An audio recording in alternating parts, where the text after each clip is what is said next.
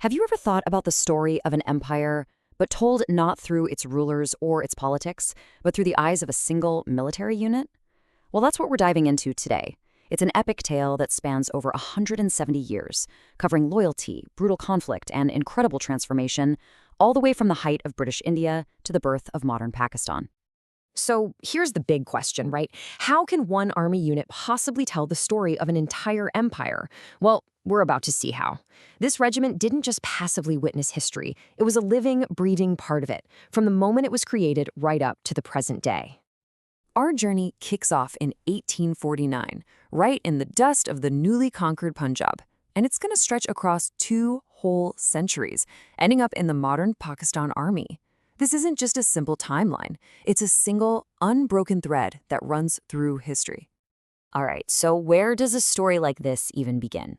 Well, funneling enough, not with some glorious victory, but with a pretty crushing defeat. See, after the British conquered the Sikh kingdom, they had this huge, volatile frontier they needed to control. And to do it, they made a really surprising choice. They decided to recruit the very soldiers they had just been fighting. So to do this, the British created what they called the Trans-Frontier Brigade, an irregular force. And what that means is that these units could basically operate outside the Army's super strict by-the-book regulations. This freedom led to some really practical ideas, like being one of the first units to ditch those famous redcoats for drab khaki uniforms, a color that, actually blended into the landscape they were patrolling. Smart. And get this, just look at who they signed up. The ranks of this new 4th Punjab Infantry were literally filled with guys from the defeated Sikh Khalsa Army and local Pathan fighters. It's this classic imperial move, right? Why crush your enemies when you can just hire them?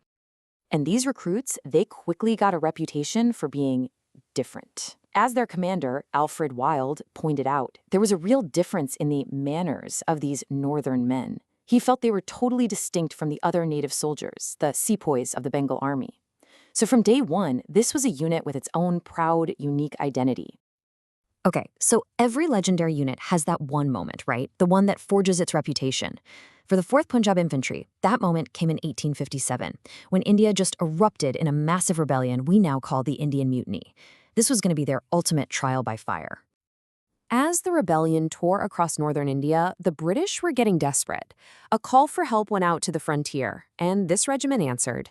They started this unbelievable forced march, 1,000 miles, all the way from the Afghan border to the gates of Delhi, and they did it all through the absolute scorching heat of an Indian summer. And their loyalty? It was everything. While a huge part of the native Bengal army was in open revolt, these frontier troops held the line. They didn't really have much in common with the sepoys who were rebelling, and their arrival at the siege of Delhi was the absolute turning point of the war.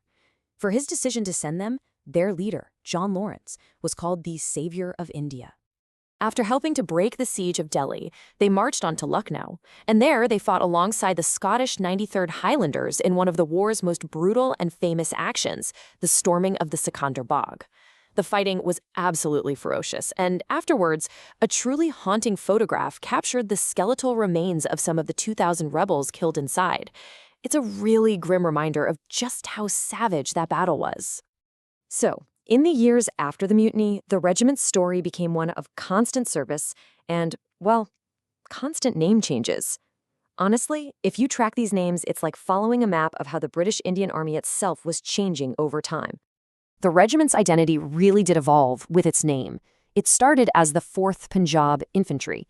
By 1903, it was renamed the 57th Wilde's Rifles, a huge honor for its legendary commander from the mutiny. Later on, reforms saw it become just one battalion in a larger group, until finally its long journey led to its current name within the Pakistan Army. Now, this regiment wasn't just stuck in India. No way. As a key part of the British Empire's military muscle, they were sent to conflicts all over the world. I mean, just look at this list. Their resume is like a world tour of conflict. They fought in Afghanistan, they were sent to China for the Boxer Rebellion, they slogged through the trenches of World War I in France, and they fought Axis forces across North Africa in World War II. Their battle honors are a history of a century of global war. And through all these campaigns, their bravery was just off the charts. 2 of its members earned the Victoria Cross, the highest award for gallantry. You have Lieutenant Pitcher for unbelievable courage on the frontier, and then you have Jamadar Mir Dast. At Ypres in 1915, while he was wounded and gassed, he single-handedly rescued 8 British and Indian officers under intense fire. Just incredible. But, their greatest transformation had nothing to do with a battlefield at all. In 1947, the British Empire in India finally came to an end. The subcontinent was partitioned into India and Pakistan, and the regiment had to face a completely new future. As the British Indian Army was divided up, this regiment was allocated to the new nation of Pakistan. And this is where the story gets really fascinating, because while the flag they served under and their official allegiance changed, so much stayed the same. The traditions, that iconic Piffer nickname, even the stringed bugle badge, they all carried over into a new era. Now, if there were any doubts about the regiment's new loyalty, they were completely erased in 1965. During the war with India, at the Battle of Chawinda, which was one of the largest tank battles since World War II, the battalion fought fiercely, absolutely cementing its commitment to the flag of Pakistan. And that brings us to the regiment today, where this incredible story of adaptation and survival continues. Believe me, the legacy is still very, very much alive. Their modern badge is the perfect symbol of this blended identity. They kept the historic stringed bugle from their British Piffer days, but they added an Arabic character that means, "Here I am," the traditional response to the call of Allah. It's just a powerful fusion of their colonial heritage and their modern Pakistani identity. And to this day, the soldiers of the 9th Battalion, Frontier Force Regiment, still proudly call themselves Piffers.